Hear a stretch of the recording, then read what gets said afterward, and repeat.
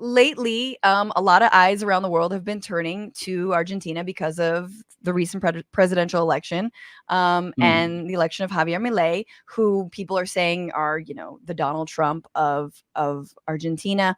I want to like cut to the chase because I want to talk to you about a lot of different things. But I did live in Argentina for 5 years. I feel very akin to everybody there. Everybody. But I want to just lay the groundwork for politically and culturally how Argentine society is very different from many places around the world. And for me, it's two things. And then you jump in, which this election turns on its head. I think that the failures of neoliberal, hyper privatized capitalism, the 2001 economic crisis, had made a mark on Argentine society that proved basically like the private market's not going to save you. The private market doesn't give a shit about your savings. 2001 meant people, your economy crashed. Capitalists fled. You had however many presidents in 2 weeks, right? In 1 week. And people soured on the idea that the Chicago boys and the privatization of the market were going to save everybody. And there was a turn to, no, we need national industry. We need to, our sovereignty, blah. That's for one side.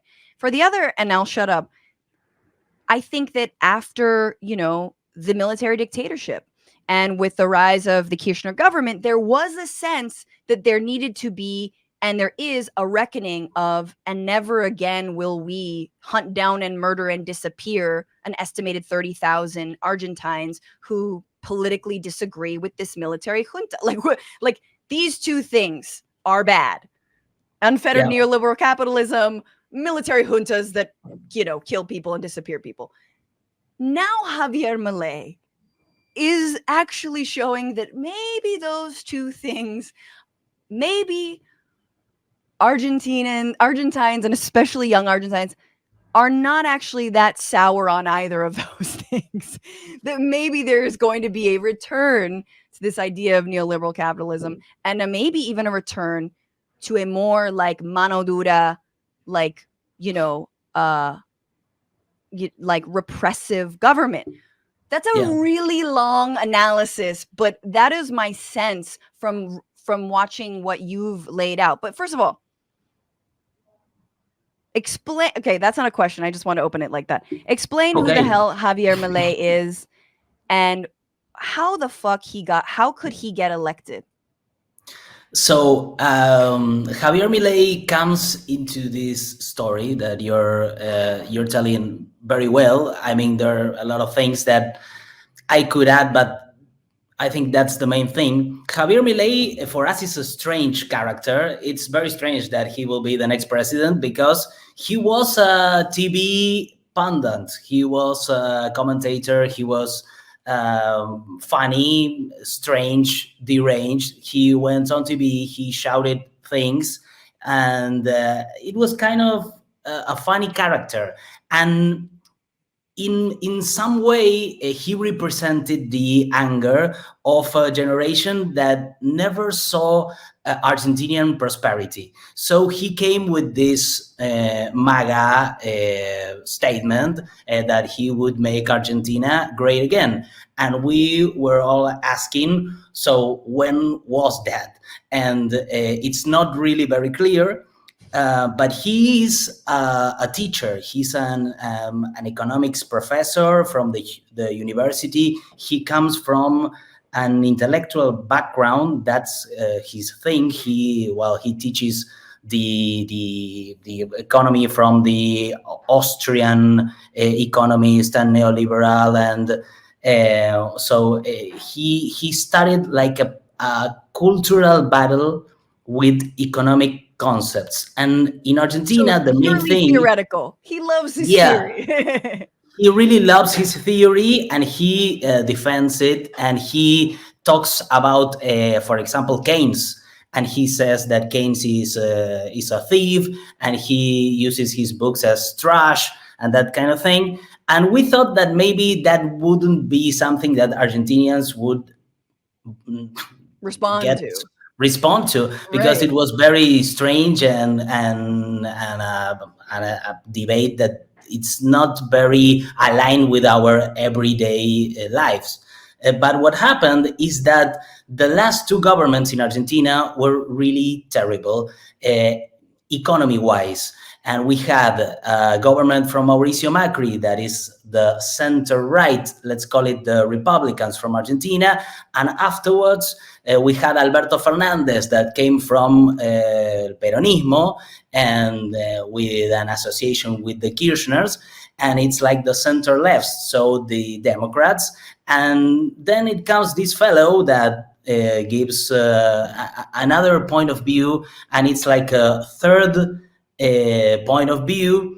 He talks about destroying the state.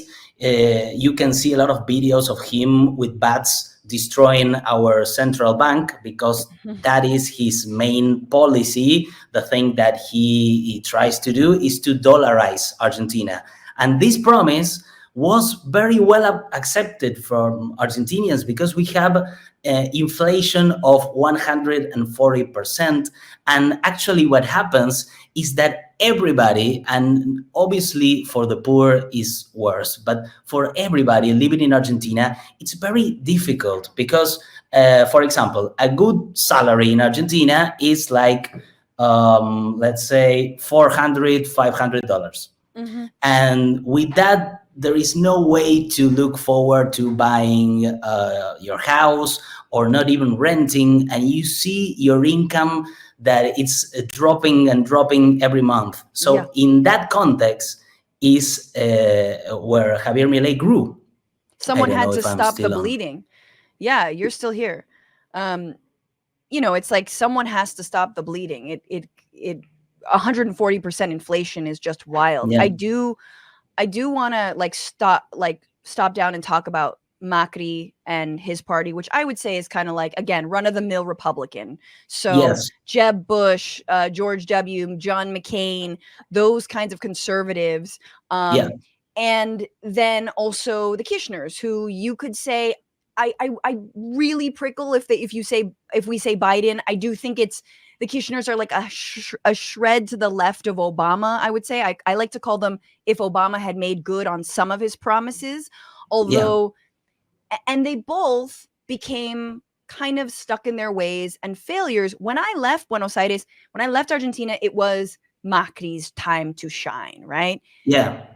Macri set up then the next Peronist government for a fair amount of failure, but also the Peronist government didn't do enough to reverse course. Can you just explain like where they went wrong, or I Where know it's did hard to Macri go summarize. wrong?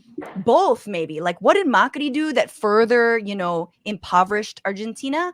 And then how did the Peronist government not reverse the course, or were they screwed?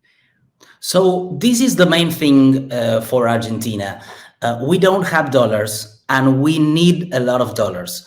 And history-wise has taught us that we can't trust the peso, that is our coin, because we saw a lot of times this type of inflations that destroy the peso.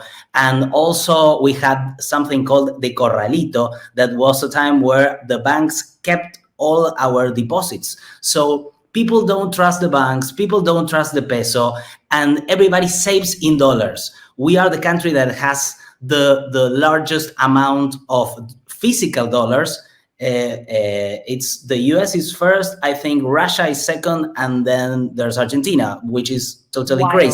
crazy. And all that amount of dollars is not in the banking system, it's outside the banking system. So Argentinian economy needs a lot of dollars, also for imports. And this is a central problem that we never solved. That is why Milei, with his proposition of the dollarization, made it kind of hopeful for a lot of people that this would solve this central problem.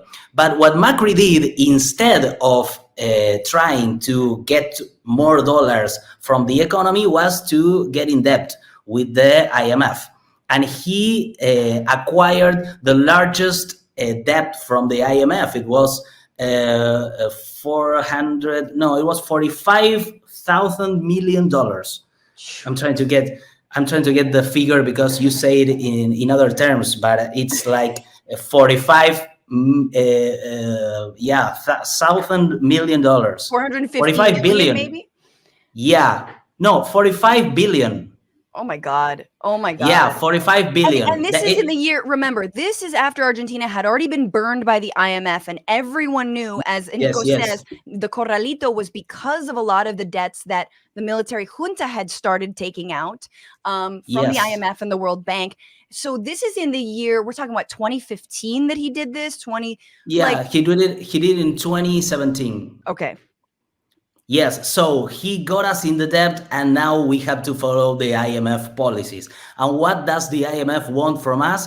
Well, we have a lot of resources that are very important now for the world. We have lithium. We have the second largest, we have the fourth largest reserve of lithium and the second largest reserve of natural gas. So we have resources that are very valuable. So we are seeing that Milei is trying to get some kind of agreement with the IMF to get our resources out of the country. And what happened with Macri is that he thought that getting in line with the IMF would bring what he called a rain of investments. He called it like a shower of investments. Obviously, that investments never came. And what happened is that the money from the IMF was bought by millionaires and taken out from Argentina, as it always happened. And then the government from Alberto Fernandez, he tried to renegotiate the debt. The debt is what happens to Argentina every time we get in debt. But he tried to make a renegotiation, and what he did was trying to pay it later, but the debt remains, and we didn't have a chance to restart our economy and our productive system. So the problem is that we don't have trust in our peso and in our productive system. Yeah, this cycle of debt. And Macri also, so renegotiating the debt is something that the Kirchner government before Macri did successfully in 2003, I believe, and was like a huge coup and a huge win. And then you had American billionaires like Paul Singer, who was like, no, you know what, I'm gonna wait because I still think I'm owed this money. Who is, you know this, Nico, best friends with like our Supreme Court justices, goes fly I saw the photographs. Yeah, you see, this guy owns however much % of Argentine debt and is making whatever, a bunch of money off of pennies that he bought the debt at. So it's just wild. Okay, so the dollar. Yeah. What would dollarizing the Argentine economy do to a country like Argentina? Well, according to Milei, the dollarization would bring down inflation. That's his main goal. So he says, I have to get this economy in order, the macro economy. So if everything is in order and we don't have inflation, we will have that rain of investments. Money will come from every part in the world to Argentina, and then the economy will grow like in a trickle-down economy. Wait, time out. I understand the idea that maybe for the very few people who own dollars, meaning the people who can save, there might be a pause on inflation because like it'll be a more stable currency. But the idea that once the economy is operating on dollars, foreign investors like asshole Paul Singer or his friends would be like, oh, look at Argentina, is utter bullshit because suddenly it's too expensive to invest. Yeah, so it's that, but it's also that it would make Argentina a lot less competitive, because what we have in Argentina is a lot of exports from we have national production, and our competition are other Latin American countries. So what we do with other Latin American countries is we devaluate our currency in order to compete. And if we have dollars, we can't do that because we are trapped to the American dollars, and to the to your central bank, to your Federal Reserve. Because what we do is we eliminate our central bank and we tie ourselves to your Federal Reserve. And that is a decision that also restricts our sovereignty, because in any case of international crisis, as for example COVID, every country, what they did was try to put money into the economy. That is something that countries like Ecuador, that has a dollarized economy, or El Salvador, they couldn't do because they had dollarization. So they had to get in debt. So they had a lot of problems that are actually, there is actually a lot of consensus in the center left and in the center right that dollarization is wrong, but Milei is pushing for it, and we don't know if he will be actually able to do it. Yeah, so talk about that. What are the restrictions on Milei? Talk about Congress, and sort of the broad support he has, and then maybe what are his workarounds for that? Well, so Milei is an anarcho-capitalist. He has a lot of philosophical propositions. So he talked about a market of organs, that you can sell your liver or that you can sell your children. He actually said these things in the national media because this is his philosophy. Everything is around the market for him. But hang on, Nico, you know how sick that is to say something like that when you talk about like also dollarizing the economy? Like, the poor, there's poverty now, but the poverty you're going to see if you dollarize and people who literally don't have and then you're like, oh no, but you can sell your kid's organ. That's right. You can sell your kidney and you can sell your children. And that is like his whole conception of life and society. But it's very different from Trump. What we say here is that he has an alignment with Trump in what it is against the progressive agenda, anti-woke agenda, but the economy from Milei is very different from Trump economy, because Trump had a protection of your national products, the tariffs, and Milei wants to open the economy. So they're actually very different. The limitations that Milei has in Argentina are mainly Congress. So this is the first election that Milei's party won, and he will have only 37 representatives in the what we call the diputados, that is one of the chambers.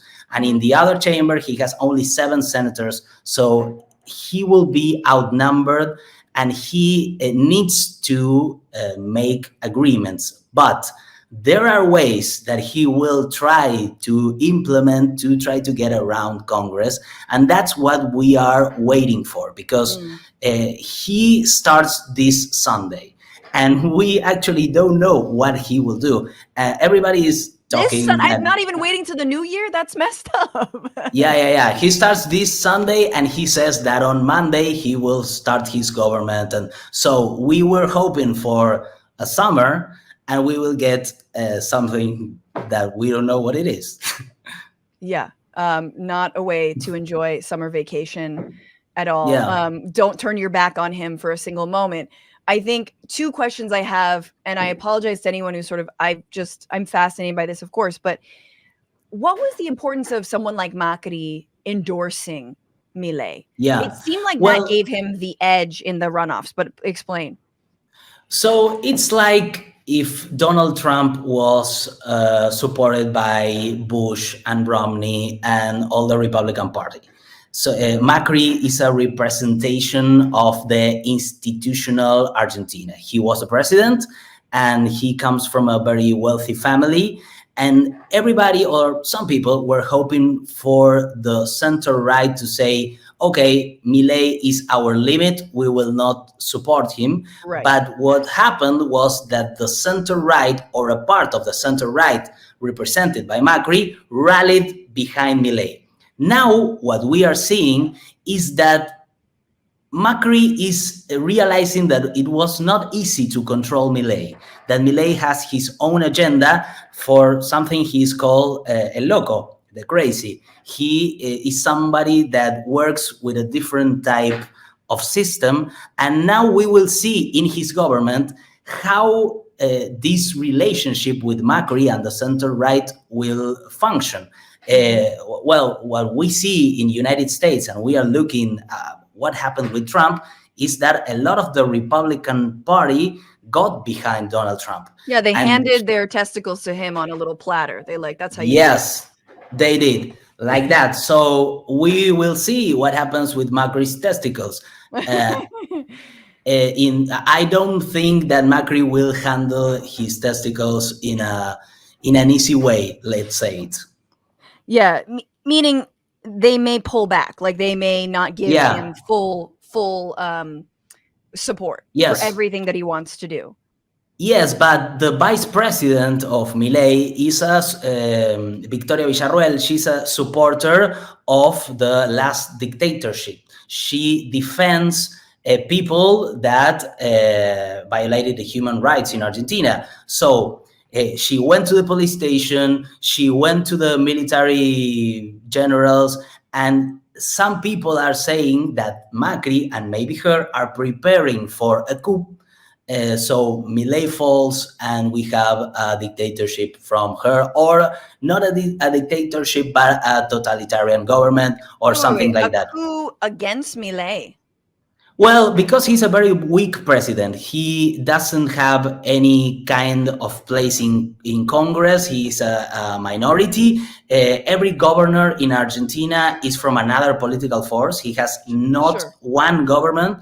So we are thinking that maybe, or some people are saying, I'm hoping not. I'm hoping that he has his whole period as a president. But some people are saying that he will fall before, because in Latin America, what we are seeing is there is a lot of instability, and democracies are really struggling to finish the term. Yeah. And there's a lot of parliamentary coups. Oh, yes. Man, that's not going to go down easy. What is interesting, though, number one, that's the vice president. I mean, let's put the coup idea aside. That is fascinating. But I am, back to the initial sort of, my little rant in the beginning was not just about neoliberal, unfettered capitalism, was about, the military junta. And one thing when I lived in Argentina, which was, very palpable, was the way that, when you protested in the streets, there was a decision, and it was very clear that there was a we don't repress protests attitude from the national government, as ineffective as they were in a lot of ways. And I am not a Peronist. I'm very, very critical of the Kirchners, but they didn't crack skulls. You know what I mean? They didn't have blood on their hands from the people who protested. And it seems like especially from the vice president, there's like you said, just an out and out supporter of the former military junta. And maybe an appetite to go back to installing some of these policies by force. How is that being discussed among Argentine society, or is it being discussed? Yeah, so for the first time in my life in Argentina, I'm seeing a lot of people that are eager to see violence. And this is something new. It's true that because of our last military dictatorship, there were 30,000 desaparecidos. I don't know how you can translate it, but it's people that we don't know where they are because they were gone, missing. They were mainly killed and tortured, but a lot we don't know. So this was something that the Argentinian people processed in a judicial way. And it's something that we had our slogan that was Nunca más, never again. And there was some consensus around that. Now I'm seeing that there is a return of the eagerness for repression and violence. And this is something that you see on Instagram. You see a post of somebody from this government showing, for example, a tank or a policeman, and it gets like thousands and thousands of like people want to see repression from the government, like this idea of order. And we are very worried, or some people, some of us are very worried, because there is some consensus to something that we thought that maybe was left some time in history. Yeah, into the dustbin of history, as they say. Yeah. Which is, and like I said, I think these were real lessons that I saw from people and talked to people of like, look, nunca más on military dictatorship, but also nunca más on privatizing literally everything from Yeah. our retirement funds to, you know, our roadways to all of this. So it's like, Yes. but anyway, I it's so hard because this is supposed to be a comedy show. Milei is such a character, and it's easy to Yeah. not take him seriously. So I just want to skip over the tantric sex guru, the talking to his dogs, the fact that he dresses Yeah. like a superhero. This guy is legitimately dangerous. Do you Yes. think that, lastly, I know a lot of young people voted for Milei. I know a lot of men Mm. voted for Milei. Yes. Do you feel like this could be some kind of backlash to a truly beautiful and unprecedented militant feminist movement that successfully won abortion rights? Do you guys Yes. connect that when you talk about this? Yes, yes, for sure. I think that the progressive movement in Argentina, but mainly the feminist movement that was very strong, is having a backlash that we are seeing in these young males that are getting behind Milei because they see Milei as a way of revenge. And it's you see it in social media, you see it in Milei rallies. It's like you have 95% male adolescents. And there you have the Milei score, but you know, the election he won it by 56% of the population. So I mean, it's not only that. I think that when we see support behind a left right character like Milei, we have to try to analyze that the voting, and I think that the voting in Argentina was not mainly due to that. I think that was a component for let's say 15-20%. But there's a lot of Argentina that has to do with we need something new, we need Yeah. this to change. So when Milei advances in his more far right policies, we will see if those voters, the voters that are not more hardcore, get behind him or start to oppose him. And I think that they will start to oppose him. But we still need time because his government hasn't started. I'm already very tired, but but it hasn't started. You have so much work cut out for you. And I think that broadly, you know, I think the left in Argentina has a lot of work cut out for it too. You know, I think my biggest critique of the Kirchners and Peronism as general is that they atrophied. Do you know what I mean? They stopped growing. They stopped expanding. Yeah.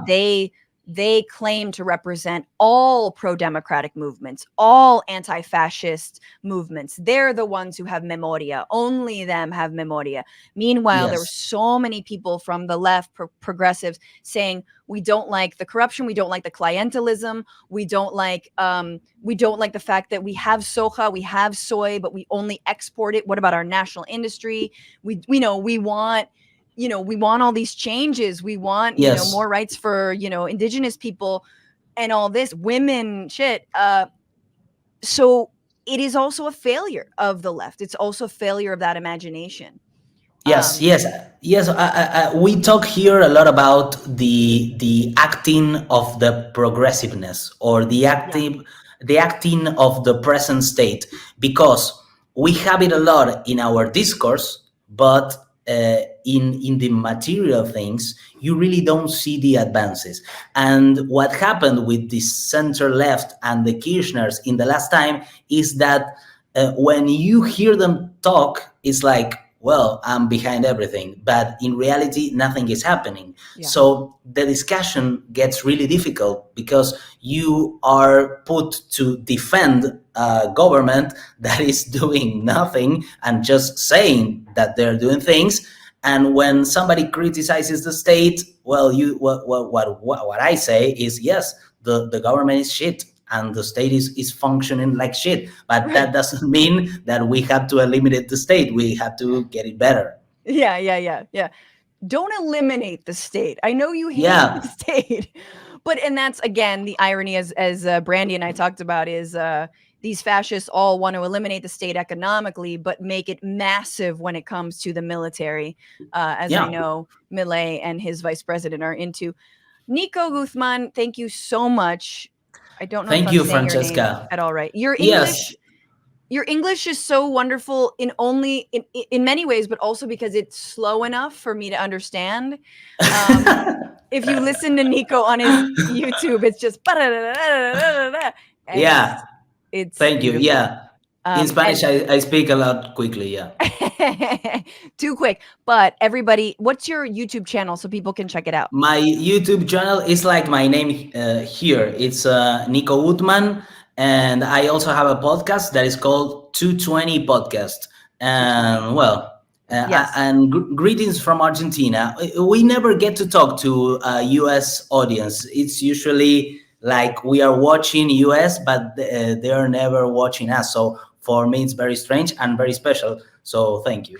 What's going on, Frantifa? If you haven't already, subscribe to this channel right now. Hit that button. And also, you can become a patron and support the show every single week. Get access to bonus episodes and exclusive merchandise. Patreon.com/Bitchuation Room. Do it.